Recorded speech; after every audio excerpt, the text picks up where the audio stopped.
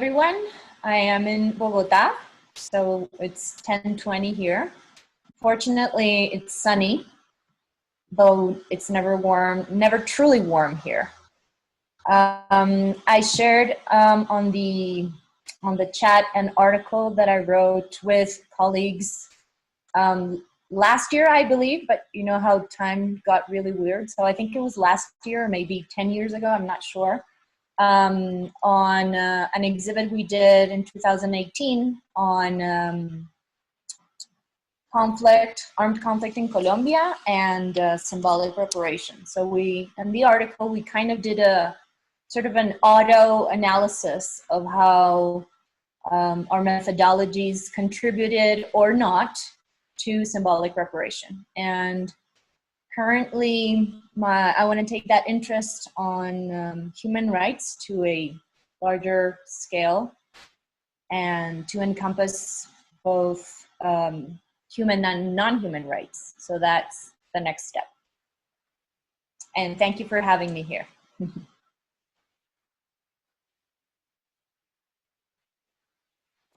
Thank you. So if you want to start talking about the last exhibition you've been working on, I think yes, this will be a good start to kick off the dialogue. Okay, I'm currently working as a curator for the Museum of Bogota.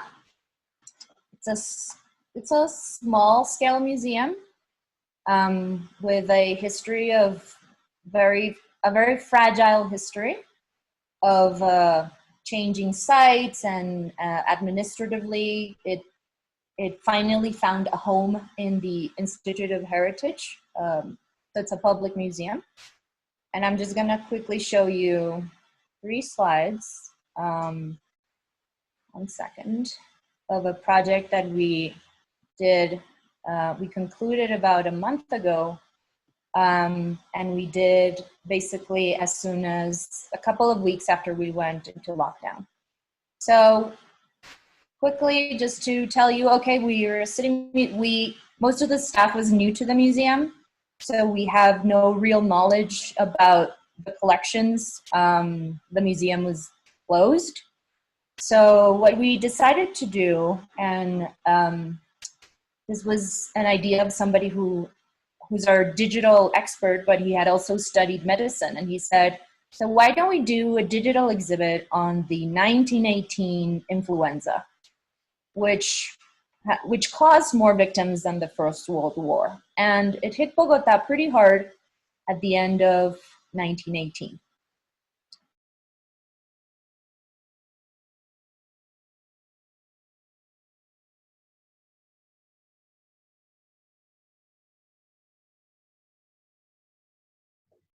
Is it me or Cristina as a connection issue?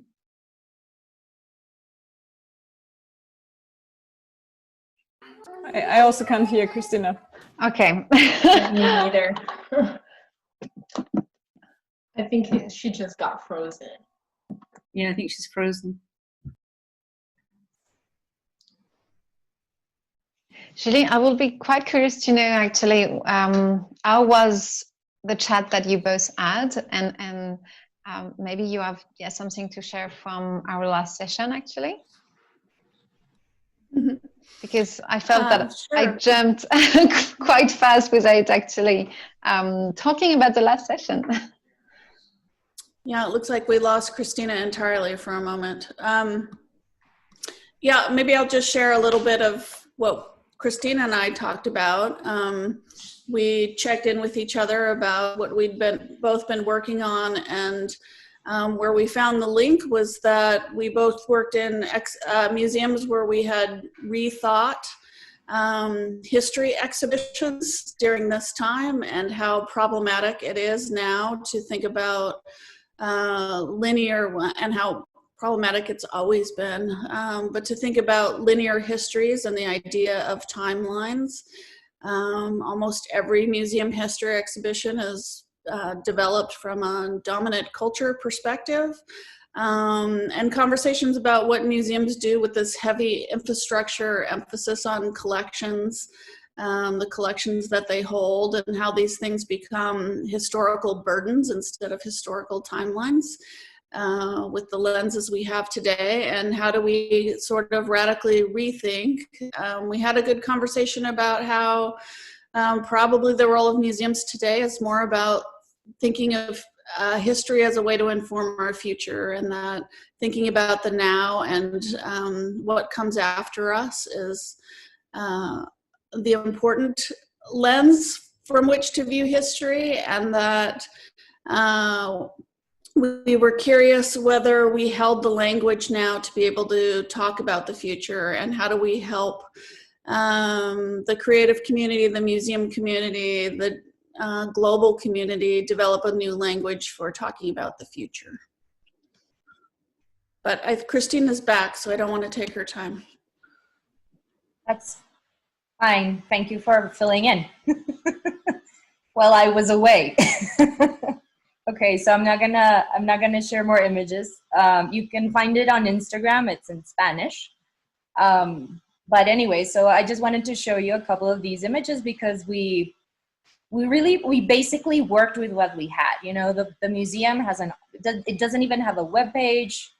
You know, we had an Instagram account, but nobody knew the password because it was rarely used. So we took 3 or 4 things we had at hand. We talked to some of the people at the National Library who told us, okay, this newspaper from back then is digitalized and this other, and read a bunch of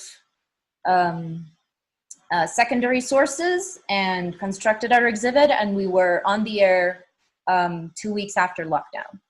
So I bring this up because we discussed with Julie this issue of relevance, right? And I think everybody, that's the question that most of you, from what I heard in your introductions, are thinking about. Like, what do we do as museum professionals today so that we are relevant as professionals and so that our museums are relevant? So at the museum, we already did this. We kind of looked at the past, and obviously we drew some connections to the present. We either did that or our audiences did. We have a small, growing digital community. And so we're now like, okay, so what do we do now? We already went to the past. And as we were discussing with Julie, we seem to be trapped in this present, right? We were already trapped in the present before. Climate and social crisis, you know, this isn't new. And basically we know that this pandemic is not unusual. It was called for. Scientists knew it was coming. We know enough, and people who know much more than I do about our relationship to nature knew that this was going to happen at some point. So we shouldn't be that surprised. So we're locked in this present, which feels, you know, so overwhelming. So my proposal is that in order to move forward, in order to be able to look at things in a different light so that we just don't, you know, surrender to the present, we need to suspend the present. This sounds very difficult. It doesn't mean ignoring the present. It means, you know, laying it down for a little bit and using, kind of playing with time, going to the past or going to the future. I know that we've all kind of tried this and try to imagine what you're gonna do at the end of the week, and it becomes very difficult. So even so, with the amount of worldly issues that we're dealing with, it becomes so much more difficult, but I think so much more important. And I think this is where museums can play a crucial role in activating our imagination about what an ideal future can look like. And I've been listening to a lot of biologists lately. So this is great because I never thought of myself as a science person, and I get so excited about biology, because they have so many clues, and they're optimistic people. Even though when they talk to you about catastrophe, most of them see a light at the end of the tunnel, when the rest of us don't see anything. I see darkness. So our next, hopefully our next project, and this is all, an invitation to think about, is 2022 will be, I think it's the 50th anniversary of the Stockholm UN Declaration. It's had its Rio in 92, and every 10 years they meet and talk about, oh my God, we're destroying the environment, let's do something. So how about in 2022, we get a bunch of museums and we get a bunch of organizations, and we really get together and do something together. Because I think what's become so, it was there before. That's what pandemics do. They just show you what was already there. Is that what we need to do is really rethink our relationships to each other, to the non-human, and to museums. I think museums, this is like an auto critique. We're so individualistic. And even though we talk about climate change and changing, we're still so embedded in capitalistic thinking. So this is an interesting opportunity, and commemorations are always a chance to sort of redo yourself. That's it. Thank you.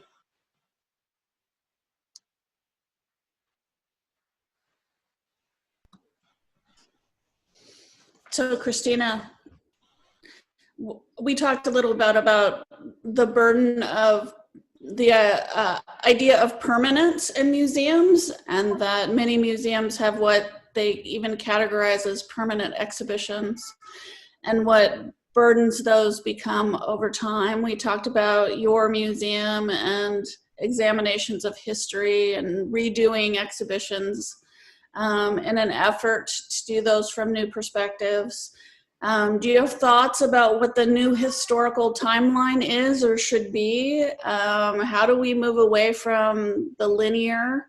And I think museums for so long have embraced and taught this comfort with certainty, and our history exhibitions sort of embody the idea of certainty. And how do we, as museums, help people embrace, especially in times like these, comfort with uncertainty? So I have to make a really awful confession. You might not want to have me in any more of these meetings, but I don't want to open the museum. I don't. Because I don't think that the permanent exhibits that are there are the kind of exhibits that we would need to have today. And it was just inaugurated a year ago, so I'm going to have to, my boss wants to reopen the museum. I'm just going to have to comply, but I just want to put it out there that I don't. Like, I have a very I've worked a lot with contemporary art, so I have a very flexible idea of what a museum is. One of my favorite projects that I was able to do is called the Ephemeral Museum of Oblivion, which was basically an arts project. So I think that basically this is also an opportunity to rethink how museums exist. And I'm very adamant about the museum leaving its permanent site, going out to communities, and providing opportunities for people to connect. So I was telling you about biologists being optimistic. So sometimes I get, it's contagious in a good way. So I believe that a lot of things are happening in society. Some of them we see, some of them we don't. So this is also an opportunity for us to move away from the idea of the exhibit as the product. And what if we think about museums as processes, as platforms for connections, for solidarity, I know that so much is going on in the environmental movements. So I think, I'm a self-trained curator, so I have all these awful things that curators have, like, I like to be recognized, the authorship thing, I still have a lot of that stuff. But I also think this is the time to be more humble, and museums need to really ask themselves where they're more useful, and how they can share in a more horizontal way their governance strategies with communities which are in dire need of different things, connecting, showing visibility. I just believe that we need to be more instruments of society in a good way. Can you talk a little bit more about what that could look like in practice? I mean, one conversation we've had with this group before is about how in this moment, everything that museums for decades, centuries have thought about as their assets are actually now their burdens. So our gigantic buildings, our dense collections, in some ways our audiences and our donors and the expectations of communities have become heavy to wear and to carry. I was talking to somebody who was thinking about moving to a small museum, and she was worried about the budget size, and I said, I think actually that's the sweet spot these days, is to be at a smaller museum that can be fully nimble and adaptable, and to sort of reinvent in every moment what it is and what form it takes. So, I mean, you've talked about digital platforms and not wanting to reopen the physical space in order to be what the community needs. Do you have any ideas of new practices? And what new practice would you suggest to the gigantic museum of nations?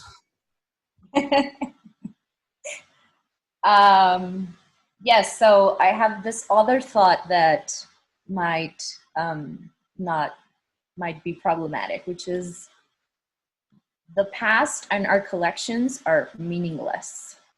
And the reason why I say this is because we found so much information on the 1918 influenza in the United States, like archives and exhibits and like tons and tons of information. And I'm like, okay, what happened to this knowledge of the past and the lessons that it left? So in terms of, you were saying what our burdens are, I think collections might be a burden. If we don't think of the collections also in the ways in which we can activate and make that past relevant and useful in the present. So I know a lot of museums are, doing their COVID collections, and I haven't been able to figure out how to collect COVID, really, because, well, that might be a discussion for later.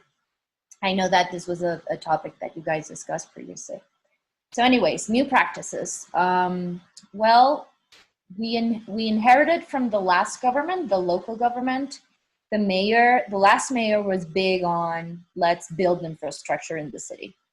So he decided to build a museum. Bogota has about 8 million inhabitants, and it's divided in 20 localities. And one of these localities is known for, it's located in the southern part of Bogota, and it receives a lot of the migrants that come either for work opportunities or armed conflict. There's, it's kind of the gateway into Bogota, and its history has been of self-construction, not only in terms of the architecture, but also in terms of its identity.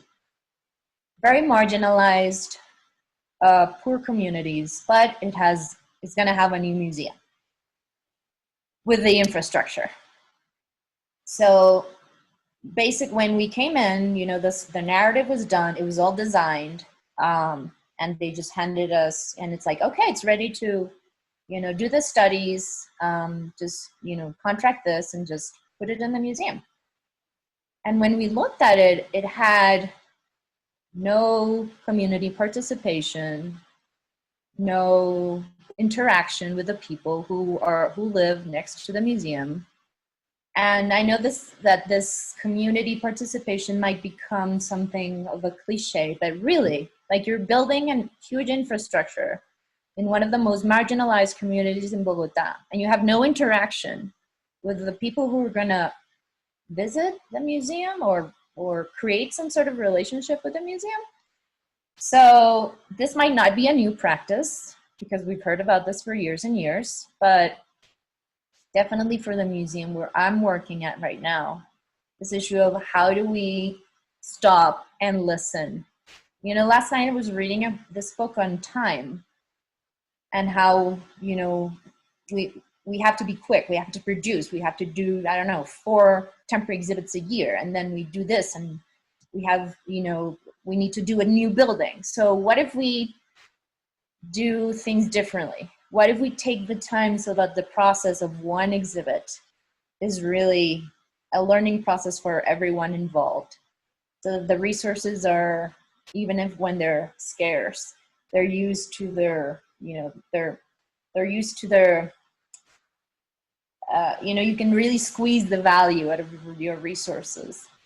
So I don't know, for me, like, everything that's happened has kind of created this just questions and questions and questions about what it means to be a museum person during the social and climate crisis, and how we can do things differently and sort of leave our, it's hard for me, but I have to do this exercise of leaving my ego to the side, and really think about others. So I think new practices might have to do with new methodologies, rethinking everything that we knew we had conquered, buildings and exhibits and community participation.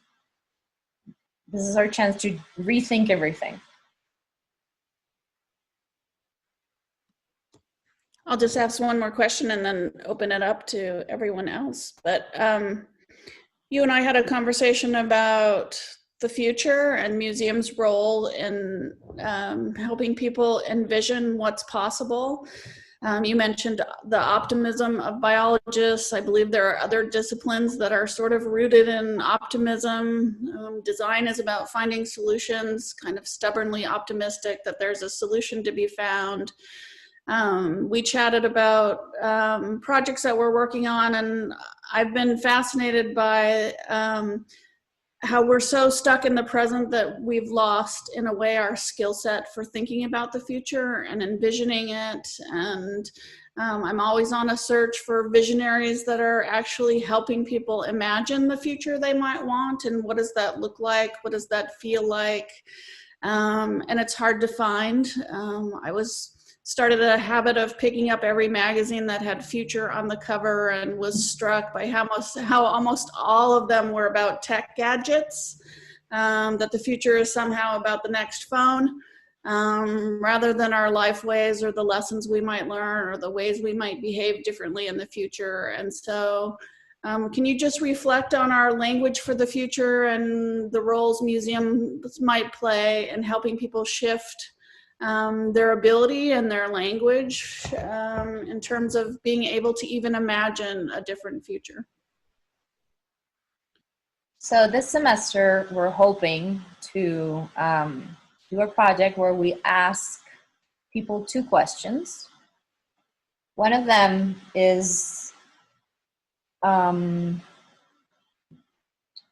if you had to think about people in Bogota in 50 or 100 years, and you really wanted those people to learn something about what you're living today, what would you leave them?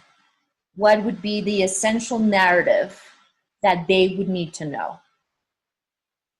And this is reflecting on this issue of the past.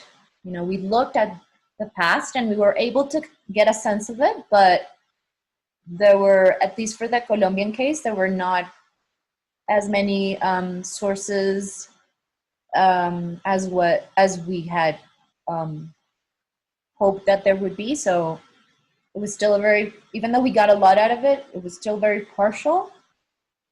So this issue of trying to think about people in the future, which is the solidarity with people that don't exist, which is really hard. And then the other question that we want to ask people, and we still haven't figured out what it's going to look like, is so we have a chance to have the ideal Bogota of the future. What does it look like? And what do we need to do now to get there? And that doing now, I think, has very simple answers and very complicated answers. You know, changing our transportation system in Bogota, well, that's another story. But changing the ways in which we relate to nature and to each other, and the ways in which we are solidarious with each other. I think, you know, these are the sort of changes that might seem small and meaningless. You know, there's this, I've been watching, and don't watch any, you know, this is terrible. I've been watching these terrible in terms of what the content is on Sundays. Bad idea. So I watched this fracking documentary on Sunday, obviously got no sleep, but you know, I think there's one set of ideas, which is if you don't target the big, you know, the state or the corporations, you will never get anything done. And then there's another set of ideas of, yeah, you can get things done if you get people to work together. So I'm kind of more to this side, hoping that if we get a lot of people, or not a lot, but I mean, if we just start a movement of people working together and sharing ideas, we could maybe slowly start moving to the other side and see what impact we can have. The fracking documentary is pretty good though. So if you get to watch it, it's called Dear President Obama. Just don't watch it on a Sunday. It does have to do with mobilization and what people can do together if they stick together. So, you know, for a museum, it's kind of a strange project. Like, why does a museum want to get people to share ideas? And wouldn't that be the aim of another institution? But I think if we can create our, you know, if we collect the past, can't we collect the future? Maybe. So maybe we can start collecting the future and see if that gets us to a different place from the place we are now. And Cristina, I've been following with great interest, and I also remember the initial discussions we had, me and Diane, with you, and the way you structured your argument and your answers have set me thinking. In a way, there are two levels here. It's you, Cristina, in Bogota, dealing with your circumstances, which make you a resilient person, if I can look at it that way. And then it's the museum, which you don't want to open, rightly so, because it's not telling the appropriate story for the now, if I understood correctly, and which needs to teach us resilience, very much like looking for resilience in the exhibition about the Spanish flu and trying to transmit that resilience from the past into the present, possibly into the future. How do you see yourself, Cristina, the resilient person dealing with your context and the institution coming together? It's not an easy dialogue, I'm sure.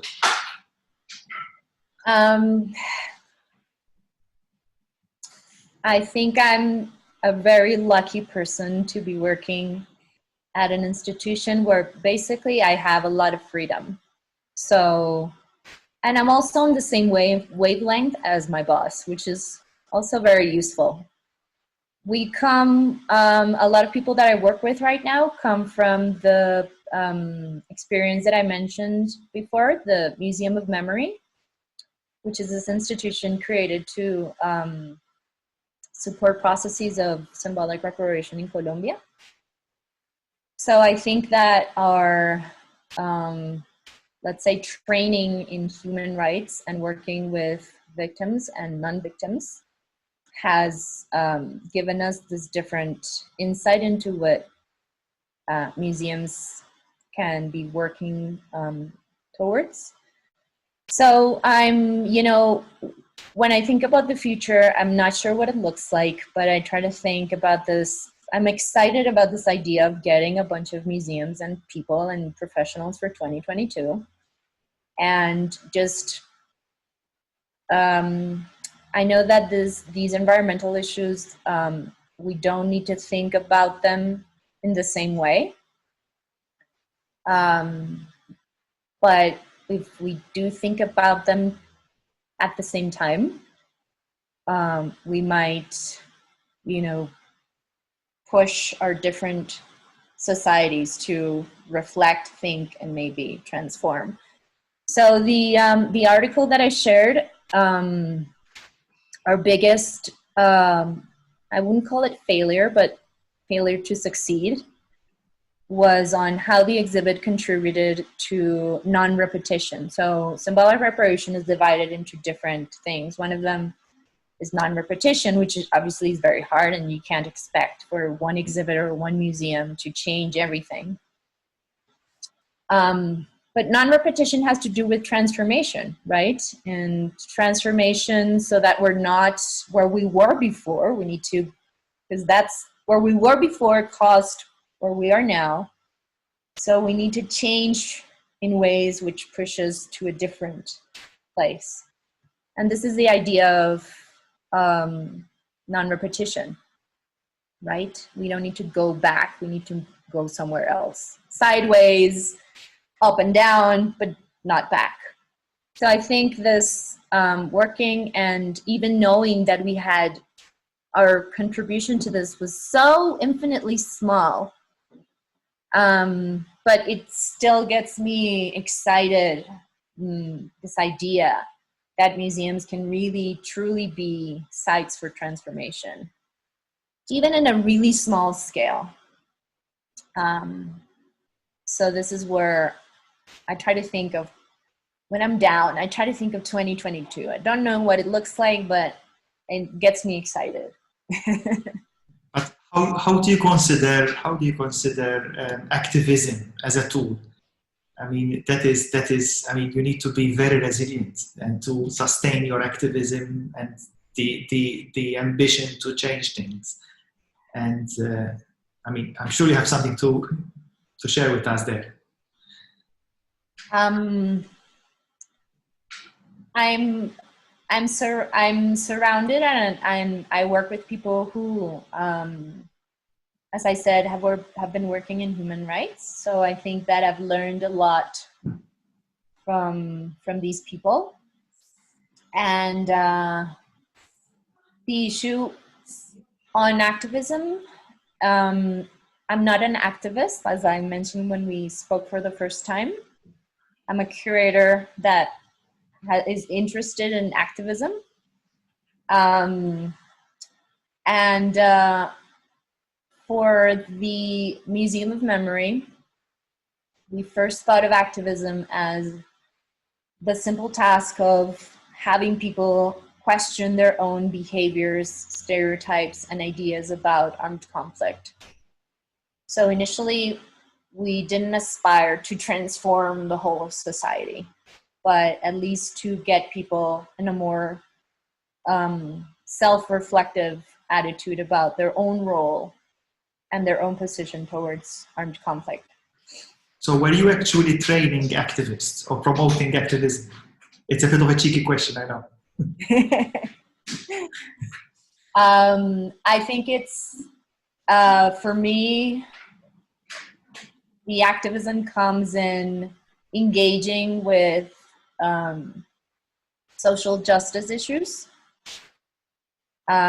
Even this very sort of improvised exhibit on Instagram for me was, it gave, as I look back to the closed museum and knowing that I was doing something small on Instagram that was meaningful for our present, because our audiences were being able to reflect on the past and somehow think about things that had changed and others that hadn't in the present.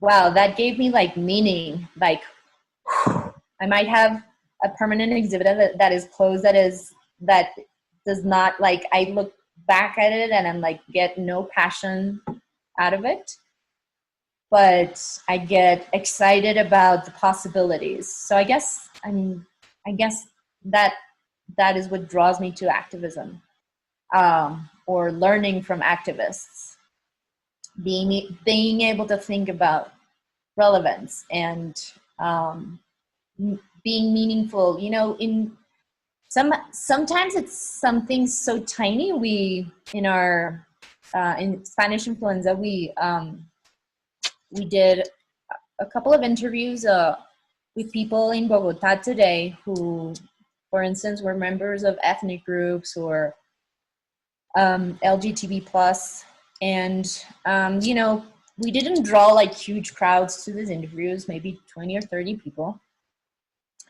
but just listening to these stories of resilience. There's this Black man who's a musician. He plays the marimba, which is a sort of xylophone. And, you know, musicians are having the most awful time, like most artists, because you can't perform. Some of them, you know, are doing Zoom, but not everybody has that. And this man was so like his generosity knew no limits. He told us that he was working with Venezuelan migrants and teaching them to do like mini marimbas, and they're selling them as crafts. Wow, like the way that he spoke with such, I think, generosity. So, you know, this might not look like the activist museum, but just being able to hear these stories about what people are doing and their own resilience. I think that's what inspires us to be resilient as well. It's very interesting because you're mentioning very small actions, little things that can really change or promote or contribute to change. And I think that's really, really interesting. I don't know, Milena, Julie, any reactions to this? I'm sure you are finding some interesting common ground here, especially Milena.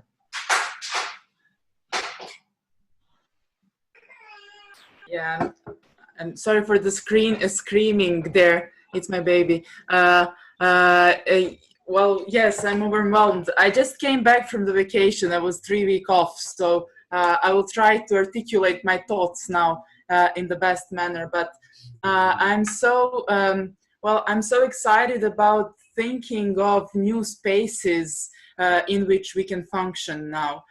Cristina just said that about inspiration in like smaller things in Instagram, but if we think about transmedia culture and that transactive thinking, which is now actually so visible in this moment of crisis, that we are actually not socially distanced, but just physically distanced, but much more connected than ever before, then it is so relevant to think again or to think bigger about abandoning the old manners of exhibiting and that old academic buildings, which we are thinking about. We are thinking about that museum crisis and potentials for change for so much time. But I think that now in these pandemics that we are finally aware of new actually ways of functioning, of new potentials. Speaking about Instagram, for example, Museum of Yugoslavia, in which I work, we had some spontaneous activity during the lockdown, which was called #YouDom. It is like you home. And we just asked people to post photos from their own private homes, photos of different objects which are connected to Yugoslavia, to Yugoslav time actually, to the times before 90s. What happened is that we got a much wider audience being active there than the audience from the real physical museum. And people started actually sharing not just the objects themselves, but the values which are crucial and important to somehow gathering again the community on the positive aspects. Of course, it is colored with Yugo nostalgia, but actually that project, which is like really a small inspiration of the three of us in a curatorial team, like let's do this as we are in a lockdown. Actually, it inspired much bigger issues and much greater projects. So I would come out from all this, this meeting with that idea of somehow finally abandoning the old traditional spaces and entering into that digital shift and that community actually relations towards communities in old media, but also at Sandro, you recommended me the Henry Jenkins convergence culture, yes. Old media collide, and I completely agree with him. It is like that moment in which we are somehow balancing in between the two spaces completely. You remind me of something interesting in a way, and I'm sure I also remembering what Susan has been telling us, that she's happy for the museum to be back in operation. And something which just crossed my mind is this, I mean, should we be resilient about the institution or about the values that the institution stands for? I mean, it's a bit of a challenge here. I mean, someone said that collections are our asset, but they're also our chain ball, no? In a way, I think it was you, Cristina. So, I mean, how can we be resilient when we have a history and we have a collection, and perhaps we might have to be more resilient about the real values? Suzanne, how do you feel about this on the eve of your reopening? I still need to read your blog, but I just came through it and I thought it was, wow, really interesting. I'm just so excited to get back into the museum, which I've worked for so many years, and I love every single object in it, and I'm biased. What can I tell you? I've grown up in that museum, and I can't imagine my life without that museum or any museum. In fact, over the weekend, my family and I went to another museum just for the sake of being in a museum, because we missed being in a museum. So we all went to the Islamic Museum in Jerusalem, which is fabulous. Anyway, the connection, for me, the whole point about the collection is the connection to our histories, our present and our future. We have a lot of contemporary collections that make us think all the time about what's happening around us. So it's an encyclopedic museum. So we have a continuity from the past to the present to the future anyway in our museum curatorial experience. But for me, having the physical objects are not a burden at all. And every time you mention that, I was just shocked, Christine. It's a burden. Or Julie, when last time you spoke about the collection, I don't see any of the objects being a burden, because we can always rethink them. We can always change the narrative. We can always wake up again and look at them with new eyes and see things completely differently, that these objects remain fixed in some sort of historical or contemporary moment, but the narratives can change all the time. So I don't see them as a burden at all. In fact, I was quite shocked when you said that. I'm sure Cristina would like to react to this. I mean, I just wanted to add something to what you have just said, Suzanne. In a sense, there is the negative space. I mean, we can tell the story of the object. We can look at the object as a container of stories, but we can also look at the object as a container of stories that are not there as well. So reading it in the negative can also be an interesting thing, but I'm sure Cristina would like to add to this.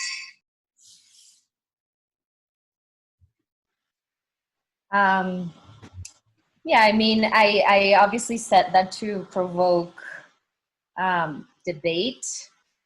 The ways in which I think collections are a burden is when the collection is fetishized. that right? Fetishize? So that all our energy, and I obviously I'm just drawing an example, but when all our energy goes to the administration and care of objects, this is when it becomes a burden. And I know that every museum has a different relationship to its collections. At the museum where I work at, there's a not as large, but the main collection is a photographic collection. It's basically negatives, and it's basically images of Bogota from mid-20th century. As I said, you know, I was at the museum for a month. It closed down, so I'm not the biggest expert on the museum's collections. But the way that the museum used to use its collections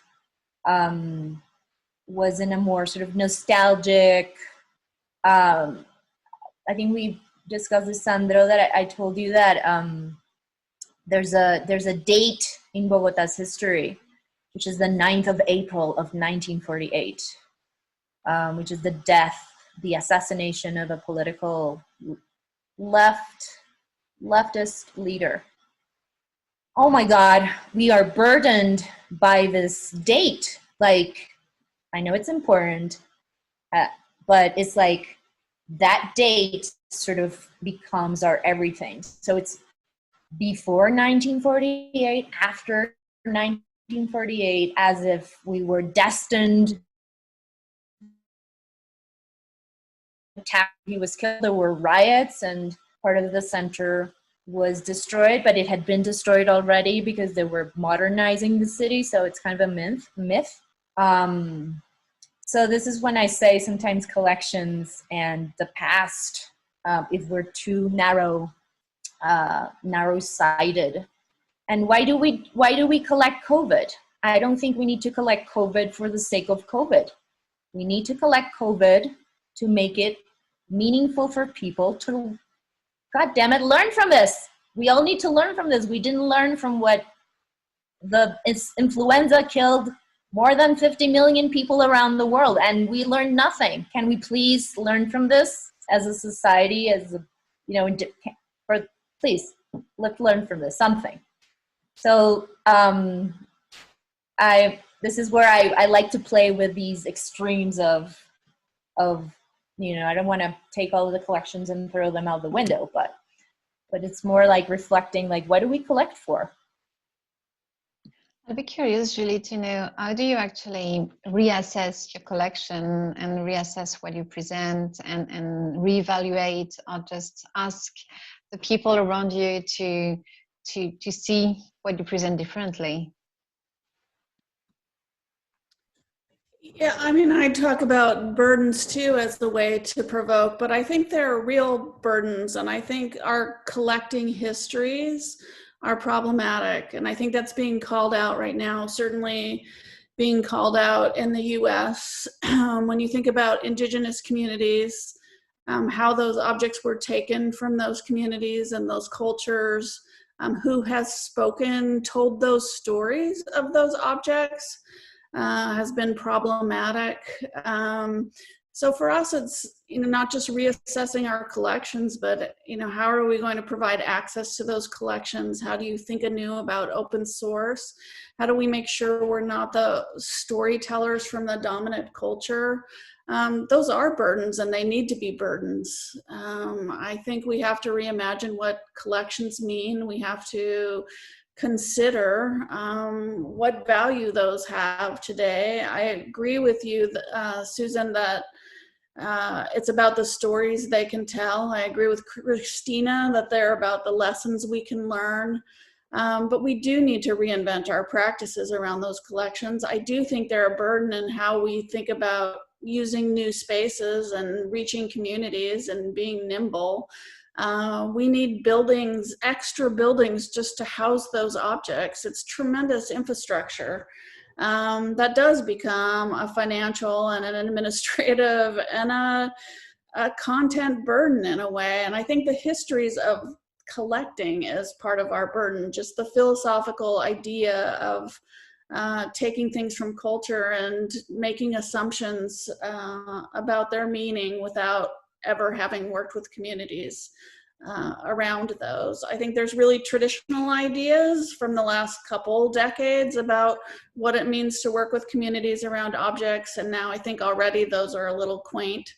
I think it's not about just videotaping people from those communities talking about the histories of those objects.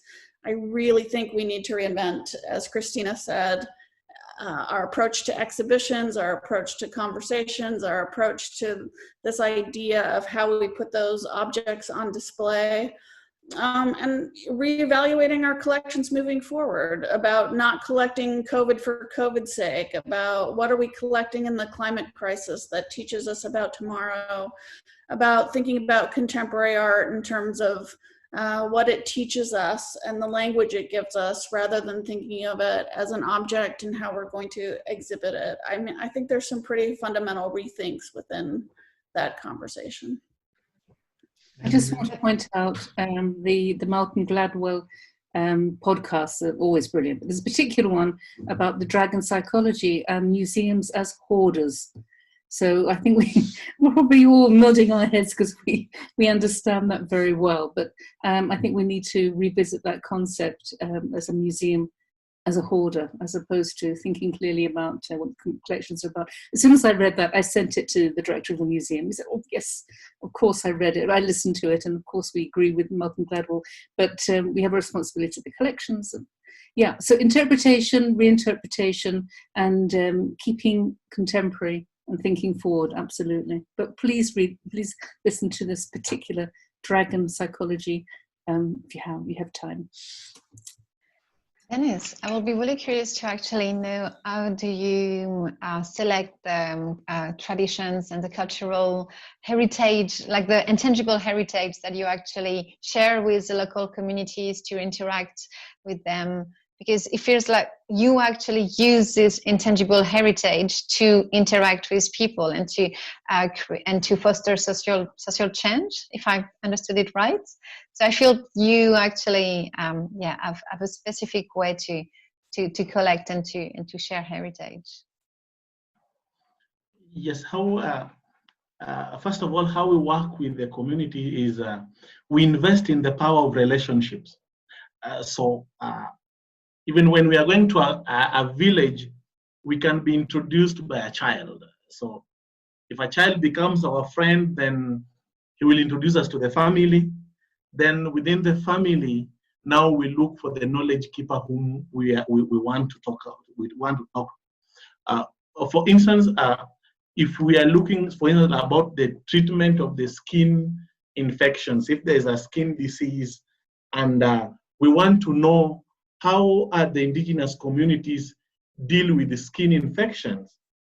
So we become friends with any person that they will tell us, no, in our village, there is someone who knows a specific plant that treats this. So that becomes our main thing. So when we reach there, we ask, we have been told about this plant.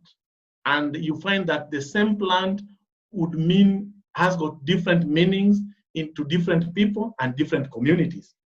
So when we reach, we ask all the aspects of heritage around that specific plant or a specific object. For instance, is it sacred? Is it a totem? And why? And is it medicinal? And how is it being conserved culturally? So we look at all the aspects on around an object so that we give an object life. So that when we relate with some of the things we have documented among the Luo, we documented there's an instrument. So we ask people, why this instrument? It is only one string instrument, but then why we have got a monitor lizard skin? Who makes it? What is the heritage? Is it a totem? And how do we conserve? How is the culture way of conserving lizards in this community? So when we reach that level, what we have learned is communities, the knowledge keepers are still there. and the heritage is still there. The only challenge which has happened is that with the advent of Western system of education that trumped upon the traditional ways of knowing, then the knowledge keepers became silent, but they are present. So when we start hosting them, we visit them, we become their friends, then they start opening up to share with us the heritage. So our main work is now to record those so that we can use whatever they are sharing with us. Now we disseminate for people to know that around this object, it is not only an object, for instance, right now we are working with the National Museums of Kenya, and we are planning an exhibition, but our main work is to bring life to the exhibition. We bring life the object. So we bring the knowledge keepers, people who made the items, we ask them why, we document the process of making, then we also document the traditional methods of preservation, how they were doing that, so that when an exhibition is happening, it doesn't happen only on an object, but it goes further to the heritage of that object. Then it becomes interactional.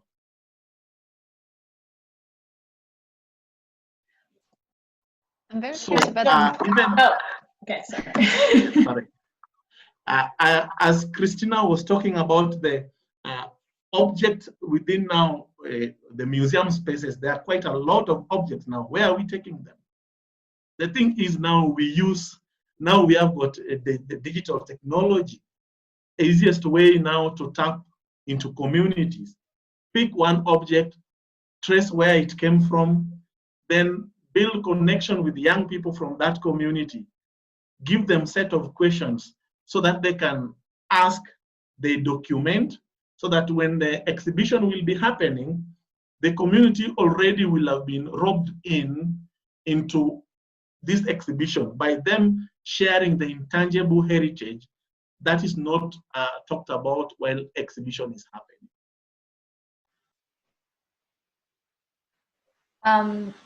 I want to just mention something that might not be related to anything that we've been talking about, but I think that in this thinking process about collections and how we rethink about our own practices, I don't know if everybody in this meeting knows that the Canadian Museum for Human Rights released its report last week, because as you know, there were allegations of xenophobia and racism, discrimination, out of all places, at the Museum of Human Rights. So I haven't been able to read this report. I want to, not so much because I'm desperate to know what happens inside of the museum, but I think that these are all opportunities, again, to rethink.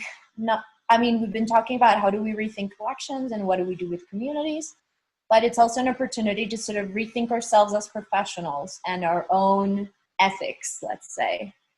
And I think when Julie was talking about the ways in which we work with communities might be outdated, I'm thinking, this is what got me thinking into this report, that maybe the ways in which we used to think that we work with others were enough, but now they're not anymore. And we know that museums, and I know that my museum lacks in diverse ethnic diversity, for instance. Anyway, so these are just thoughts on, since we're rethinking everything, this might be the chance to also rethink those sorts of things. So one of the conversations one of the topics that really stand out for me is this conversation that we have on the point from where stories are being told. And Cristina, you have kind of stripped away the different assets of museums, or talked about the different assets of museums that we would deem as the core of the museum, in a sense only leaving as I hear you, the kind of the main asset of the museum as a place where story and history can be retold. and that the museum has the authenticity to retell stories, but also it has the authenticity to retell stories from other, not just from different perspectives, but even from different times. So I think also what Dennis is doing is that they are very purposefully drawing knowledge from the present to find solutions for stories from the past to find solutions for the present, but for the future. And we have also talked about this, taking another standpoint of retelling history or looking at our present from the far future. And I think this is, in a sense, it's just so a liberating way, I think, to start thinking about from which point we can tell stories.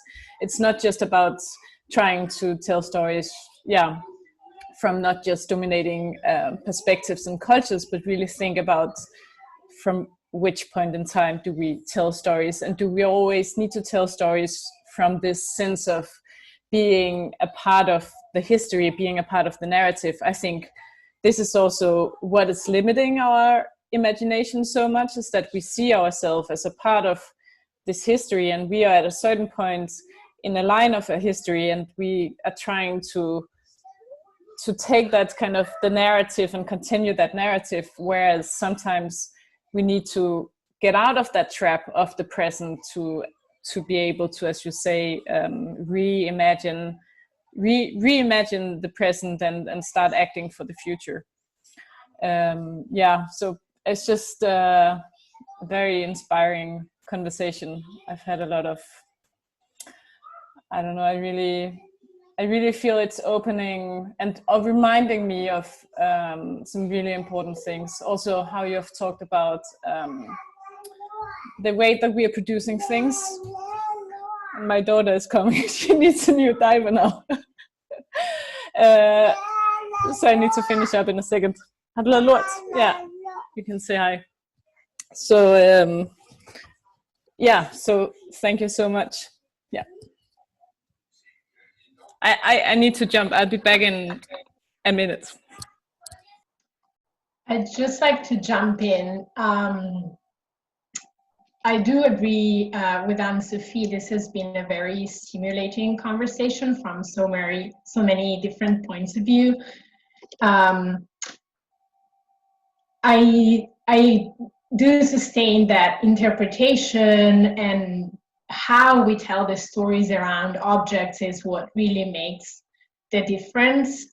And I actually do think that sometimes objects are important because, as Dennis was saying, it's where everything then starts to help people connecting and gathering and talking about their heritage, their past, and also their present. And talking about objects and collections, I'd like to add a reflections also relating to what Cristina was saying about rethinking our own practices. So since the lockdown, I basically had to come up with new strategies to do my own job, because I mostly work with institutions, and I would just do assessment in person with their collection, with people, or I would work with professionals in the fields towards active learning activities. And now it became virtual. So recently I've been trying to, my questions, the things that I've been wondering about are how long this virtual learning and this virtual assessment will last, having a real impact in the field. And also what is concerning me is if we get very detached from objects and collections, then how should we choose to approach preventive conservation? I really find it difficult because it's from the objects and its preservation that my practice starts. So yeah, I just, it was a great reflection about so many things. I would love to also just say thank you so much for this. It's been amazing, and it's always so nice to hear your ideas reflected back in different perspectives, and nice to feel so connected with the community like that. I just wanted to kind of build a little bit on what Emma was saying and what we've been talking about on this idea of collections and the utilization of collections. And I think that part of it is, of course, what we've been saying about how we're using collections, but also how we're collecting. And, I'm also, my background is in art conservation as well. And I think that, there's this kind of hoarding mentality in a lot of institutions. We have millions and millions of objects and only 1,000 of them ever see the light of day. And I think the other point that's really, really important is, trying to start reflecting on who we're conserving objects for. Because a lot of times when you start to talk about conservation, you start to talk about, preserving the object. But if we start reflecting a little bit on what the purpose of our preservation is, it's for people. And we're not here to preserve objects for the object to live on. We're here to preserve objects so that we can learn from them, so that future generations can enjoy them, so that we can tell our history. And I think that that's something that's really getting lost right now, because a lot of people are, at least in the conservation field, there's a lot of talk about, but it's better for the object. And I'm going to use a really silly example right now, but, there's also not just this fact of who we're conserving for, but how our conservation practices are affecting people. So and affecting the environment. Conservation uses a lot of toxic chemicals. We produce a lot of waste. We're the ones who say you have to keep your climate conditions so stringent. So there's that impact, but there's also the cultural impact in terms of, respecting other people. And, this is obviously a huge conversation when we're talking about repatriation and working with indigenous communities, but it also could be as, simple as the Elgin marbles at the British Museum. The Greeks want them back. The Brits say we take better care of them. Once again, we're sacrificing the humanity in order to put the object first. And I think that that's something really important, is to start thinking that objects are not first, they're secondary, people are first. And in some situations, you actually have to start thinking about the value of the object to the different cultures. And, a lot of objects are not actually objects to cultures. They may be ancestors, or they may be living beings. And so then all of a sudden you have this dichotomy of respecting humans and respecting objects that gets completely mixed up. So I just, wanted to kind of throw that in there. I think it's so wonderful to see so many people who have this same idea. I was having a conversation this morning with someone who works for the British government in decarbonization, particularly in heating and businesses. And we were talking about the role of museums. And I could not agree more that it's time right now for us to change gears, to re-visualize what we can do. Because, museums also are struggling to become relevant. And in this time emerging from COVID, where we are not going to have as many tourists, we're not going to be able to do blockbuster exhibitions. It's time to reconnect with our communities and start creating those dialogues and start listening. So I just am so grateful to hear so many people who, have these amazing ideas, and look forward to working together to make this a reality and figuring out what the next step is to actually get these institutions to do those things. So thank you guys so much for your time and for your input. This has been really inspiring. I feel that a lot of cooperation, collaborations, and new partnerships and interactions and friendships should actually exist from this kind of meetup and this session today. And so you should everyone should talk to each other after. 1 hour and a half is too short, but it's already long enough for someone who had a long day or will have a long day ahead. So thank you so much, Julie, Cristina. It was good to have you back, Julie. It will be good to have you again, Cristina. Denise, you will be also our next guest. So we have super happy to have you for the next session with Cristina. And Milena, Emma, Kathleen, Daria, Suzanne, David, thank you so much for joining and sharing your passion and interest and curiosity. And Sophie, Sandro, it's always good to organize something with you too. Yeah, that's a beautiful third session, and I'm so excited for our next one, hopefully in September. And we will publish the recording and the summary as always. And if you have more to share, you can always do it on the community. So on this one, thanks to everyone, and have a good day or have a good evening. Thank you. Good to see everyone. Bye-bye. Bye-bye. Thank you. Bye. Until the next one. Bye-bye. Bye.